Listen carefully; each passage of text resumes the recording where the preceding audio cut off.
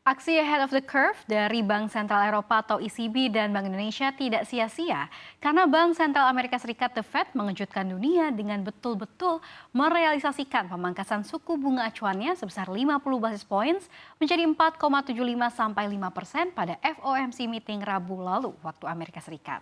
Nah, selain itu Bank Indonesia memperkirakan setidaknya ada penurunan sekitar 75 basis points pada suku bunga The Fed di sisa tahun 2024 ini. Sejumlah ekonom tanah air pun meyakini hal yang sama. Artinya, tahun ini The Fed akan pangkas suku bunga mencapai 100 basis points. BI juga optimistis kalau penurunan suku bunga acuan negara maju bakal lebih cepat dari perkiraan. Lebih lengkapnya kita akan membahasnya dalam Bank Sentral Kompak Pangkas Suku Bunga, Bye-Bye Bunga Tinggi.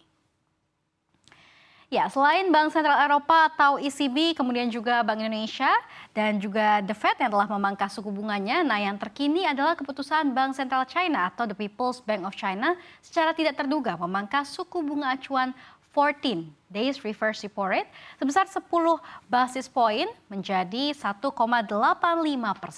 pada awal pekan ini. Namun demikian, PBOC masih menahan posisi suku bunga acuannya 7 days reverse repo rate pada level 1,7%, di mana PBOC juga menegaskan keputusan pemangkasan suku bunga acuan 14 days reverse repo rate membuat bank sentral ini dapat menyuntikkan likuiditas 74,5 miliar yuan ke sistem perbankan China. Sementara ditahannya suku bunga acuan 7 days reverse repo rate juga bisa membantu aliran likuiditas sebesar 160,1 miliar yuan di sistem perbankan China. Sederet keputusan Bank Sentral China ini diumumkan jelang libur hari nasional dan jeda 7 hari sebelum memasuki awal bulan Oktober 2024. Serta hanya selang 5 hari saja sejak Bank Sentral AS, The Fed, melakukan pemangkasan suku bunga acuan sebesar 50 basis points pada 18 September 2024 waktu Amerika Serikat. Sementara itu, Menteri Keuangan Sri Mulyani dalam konferensi pers APBN kita pada Senin 23 September kemarin mengatakan masih terjadi perkembangan yang kurang menggembirakan di kawasan Eropa. Dirinya menyebut bahwa ekonomi stagnan meski inflasi menurun dibanding tahun lalu. Inflasi sektor jasa masih cukup tinggi, Bank Sentral Eropa dan Inggris menurunkan suku bunga lebih cepat dibandingkan Fed Fund Rate. Dan mungkin akan melakukan pemangkasan lebih lanjut. Ia juga menyatakan ini pada tanggal 23 September 2024 lalu. Nah, di sisi lain untuk Tiongkok, Sri Mulyani mengatakan beberapa langkah pemerintah negara tirai bambu untuk mendorong kembali ekonomi belum memberikan hasil yang menggembirakan. Sehingga ekspektasi pertumbuhan ekonomi di bawah 5% serta tanda-tanda perbaikan sektor properti dan konsumsi rumah tangga ini belum terlihat. Di Asia sendiri ada berita baik di mana beberapa negara masih tinggi pertumbuhannya di kuartal 2 2024 seperti Vietnam di 6,9%, India 6,7%, Filipina 6,3% dan Malaysia 5,9%. Nah, di saat ramai penurunan bunga bank sentral di dunia, Bank Sentral Jepang atau Bank of Japan atau BOJ tetap mempertahankan suku bunganya tidak berubah di akhir pertemuan kebijakan pertamanya sejak menaikkan biaya pinjaman pada bulan Juli. Bank Sentral Jepang pada Jumat 20 September 2024 mengatakan akan mempertahankan kebijakan moneter dengan menetapkan suku bunga acuan sekitar 1,4%.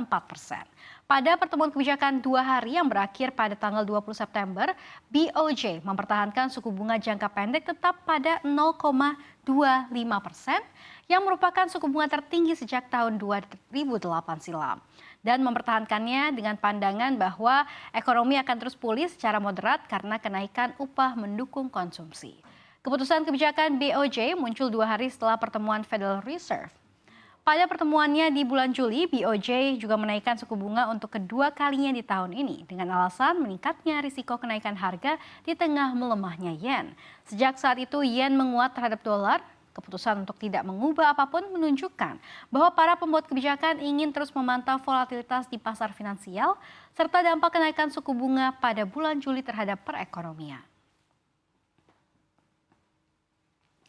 Ya, di sisi lain Bank Sentral Australia atau Reserve Bank of Australia atau RBA akan mengadakan pertemuan pada hari ini untuk memutuskan tingkat suku bunga.